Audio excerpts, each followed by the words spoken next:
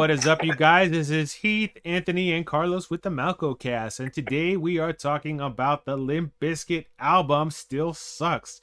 This album dropped today, and we have been listening to it all damn day. The question is, though, guys, does this album suck? We're going to get into that, but first, we're going to say what is up to Heath and Anthony. How was your Halloween? What's up, y'all? It's pretty good. Pretty good. Man, mine was, I had a blast. We celebrated Halloween. My girlfriend Nikki's birthday, we celebrated, which is actually today, so happy birthday to her. Happy birthday to Nikki. Yeah.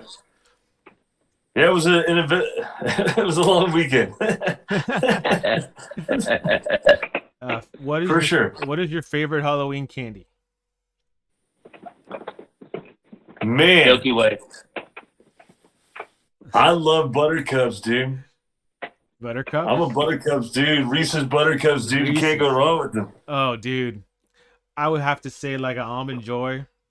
Or That's a good go-to also, man. That's a good go-to. yeah. So this album, now, I had no idea. Well, I did have an idea because we reviewed Dad Vibes last time. We did a reaction video to that. So I knew that they were working on an album. And I want to kind of get into it with you guys. Overall, what do you guys think of Limp Bizkit's new album? Go ahead, Anthony. Man, well, you know, it's funny because I've listened to the album, honestly, a good chunk of the day today, probably a good 7 times. Mm-hmm. And I remember being kind of hard on the Dad Vibes video. Yeah, you were. About. Agreed. And that's the thing that kind of sucks about just listening to a single of an album, because now I kind of understand the vibe of the whole album. You know what I'm saying? Like, yeah. As a whole, as a dude that was listening to Limp Bizkit from really way before a lot of people were listening to Limp Bizkit. Yeah. Till now, when $3 Billy Dollar was out, I love that album. Significant Other, I like that album. I listened to that one a lot. The next album after that, they started kind of losing me right now. Or at that album. The Chocolate Starfish lost you? Damn. Yeah, dude, I pretty much quit. Of course, I heard the big singles and stuff like that, you know? Yeah. This album that they released today, for me, for the most part, touched all the sensibilities of early Limp Bizkit that I really did enjoy. I noticed that as well. And so, I've been listening to it all day and kind of just enjoying it more and more and more as the day has gone. It's kind of, but am I that old dude that's like, man, this is taking me back to the 90s, you know? I think that's what they were trying to do, so. though. That's what they were trying to do. It's just, even with the album title, Still Sucks, right? They kind of did that with the Results May Vary album that they put out. So, they're kind of poking fun at themselves, but let's hear from Heath. What did you think overall of what they did with this album? And I gotta agree. I think the whole Limp Bizkit Still Sucks. They're just beating everybody to the punch. You know what I mean? Because there's those haters out there that are gonna be like, "Oh, Limp Bizkit sucks." So then they're like, "Yeah, we already said that. Been there, done that." So I thought that was pretty brilliant. No, overall, man, I'm with you guys. I thought it was great. There was a number of songs that it was interesting because there were so many different, almost not different styles, but they really took you in a few different directions. Yeah. There was a couple songs that were straight up punk rock, and I don't remember ever hearing them do anything kind of like that. One I didn't particularly care for, but and then there was a couple songs that kind of reminded me of it immediately thought back to when Fred had that song with Stain, the slow song with I can't believe I'm blanking I'm on the outside. Yeah. So there was a couple of those songs. I just like, I was even trying to think about which ones I liked the most. I think if I had to pick one, You Bring the Worst Out of Me, I kind of like that one. But I really thought it was interesting that they threw a cover in, and they did a good job with it. It was Never Change, and it's an excess cover. It's funny because I sent that to Maddie because Maddie been talking to us about wanting that song. That's kind of funny that they did that. To be honest, like I they thought, beat you guys to the great. punch, Like, man. Yeah, they Dude, beat us. how many times? How many times? How many goddamn times? Hey, never mind.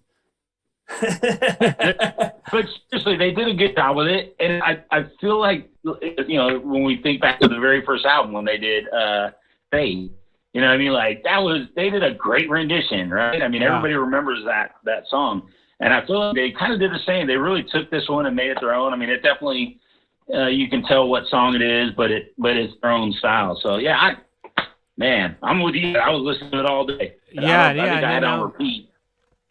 I'm with you too. I think this is a return to form for Limp Bizkit. They had a lot of fun making this, and you can kind of tell with each of the tracks that they made.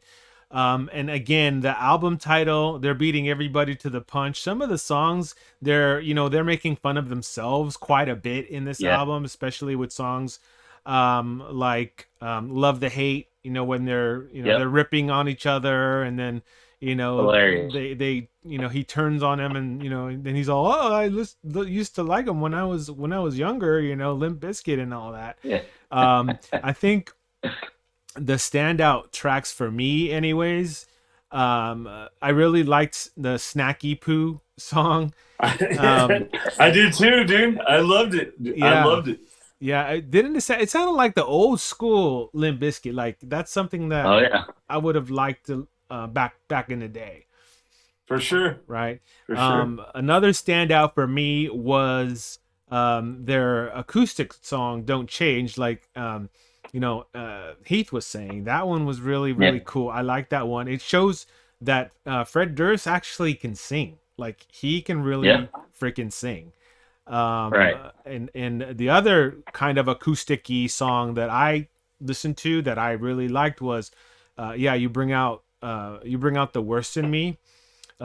He had a mix of kind of melodic singing, and then that chorus he comes in and he's angry, he's screaming in that one. So I thought that was a good song too. The standouts for me anyways were Snacky Poo, Bring Out the Worst in Me, and Don't Change. And it's funny that you mentioned that this had another influence too, and I wanted to describe it first as punk, but then I was like, is this like a techno metal song, like a tech metal? Well, I was gonna say it was a Barnacle song. You guys listen to that? Well, they had a couple of spots where it seemed like it was industrial. Mm-hmm.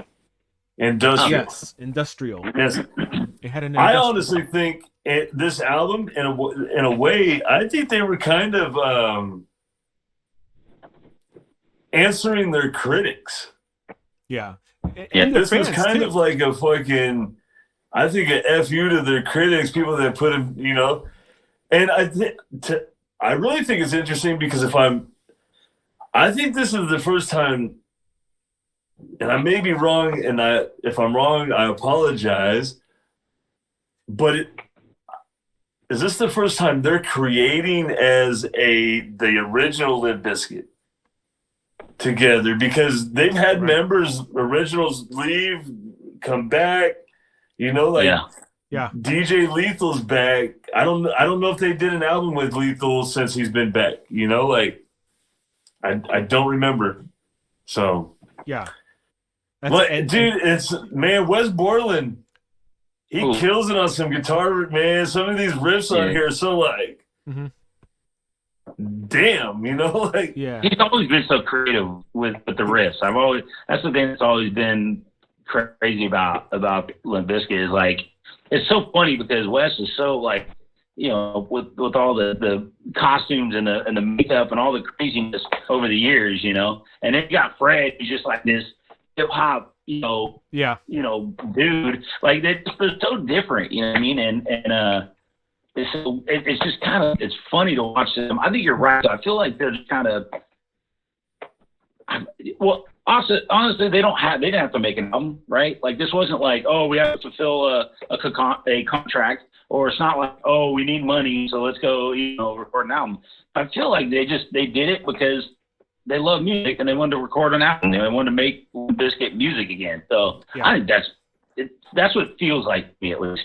Well, I think they were just showing everybody, like, we can do it all, dude. Like, we can do everything. Like, this is where we are at, like, and because you literally kind of just heard a little bit of everything. Yeah, no, it definitely was. And Fred Durst has some pipes. Don't get it twisted. He can sing. The boy can sing. I remember when we did the Dad Vibes video, I said that I wanted to hear the Fred Durst throw up scream. Mm-hmm. I heard it on one of the songs on this album, and I was like, "Oh shit!" Okay, I hear you, Fred. So I heard it on "You Bring Out the Worst in Me," and then I think that maybe the song. I just don't know the tracks in and out right now, dude. Like, yeah, I loved his rap, but I think that it was the song that ends with "bitch." Right. Oh, the "Turned It Up, Bitch." Yeah, I think he raps throughout that whole song, and his flow took me back to early Limp Bizkit, dude, where I was just like, oh shit, like I love that shit, dude. Like it's funny that you said that because that was my least favorite song on the whole album. Really? I did not like the bass line in that song. I thought it was too simple. But yeah, I loved Fred Durst's flows, dude. Like, I'm not saying he's a great rapper, but I felt like there was some passion behind what he was saying and some conviction, like I believed in what his words were, and there was a couple times he did that to me on this album where he was singing with some different passion that I hadn't heard in like albums past, dude, where it felt like they were just too commercial, Yeah. One of my favorite Limp Bizkit songs was just Think About It. Remember that song? Just Think About It. Yeah. That would have easily, fit well into this album too. I think that, I was getting the same vibes off of some of those songs as that song. My one critique about this album is it's 12 songs and it's like, what, 30-something minutes? Yeah, I noticed that too. It is pretty short, isn't it? Yeah. Yeah. That's it, but it is kind of punk rock of him to do that shit, so yeah. Maybe that's what that's about, like I think it might have to do with the attention span of people these days, man. That could be true too. That's true. I was trying to not be so critical, but that was my first thought. But what was there is quality. I think it's quality. Yeah. All right. Any closing thoughts on Still Sucks? Well, I would say because when we listen to the Dad Vibes, we did the Dad Vibes. I've listened to it on the album. It's a different version than what we listened to. Like I was listening, I was like, oh wait, that's a little bit different than what we heard last time. So I actually kind of like the Dad Vibes that's on the album. I actually kind of I'm like, okay, this is a little bit better. Yeah. Well, my thing about Dad Vibes, going back to what I said earlier, was like Dad Vibes fits the flow of the album. So you hear the whole, because to me an album is a story. From beginning to end, like it should. And I feel like that was something in the story, and just listening to it as a single, you're kind of like, okay. But in the whole scope of things throughout the whole album, it's like, oh, okay. Because now I'm out here dancing to Dad Vibes and shit, like, Dad. I think the most serious song that I heard was a Pill Popper song. That's a clear statement on the opioid crisis. And I love it, dude, because speak out about something, dude. What do they have to lose? Right. Right. So that's a big deal. I mean, everyone's affected by that. Yeah. Well, I mean, so what are you guys giving it? Thumbs up, thumbs down, some sideways? I give him a yeah, dude. I give it two horns. Yeah, we want to know in the comments what you guys think of Still Sucks. Are you listening to the new Limp Bizkit? What do you think of it? What are your favorite songs? Let us know in the comments. And don't forget to subscribe to the channel for more great content. And give us a thumbs up. I also want to start trying to comment on the next videos to comments on this video. You know, like, so Right. if they have a good comment or an interesting comment or something that we want to react to, leave a comment and we'll pick it. So absolutely. And respond to it on our next video. So the next video that we do, we are going to choose one of your comments to react to as the comment of the day. So leave those good comments for us so that we can have something to react to.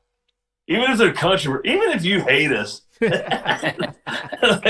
We're just three dudes. Kind of like we're just three dudes hanging out, having fun, talking about music. Yeah, that's right. And with that, guys, we will see you next time on the MalcoCast. Peace.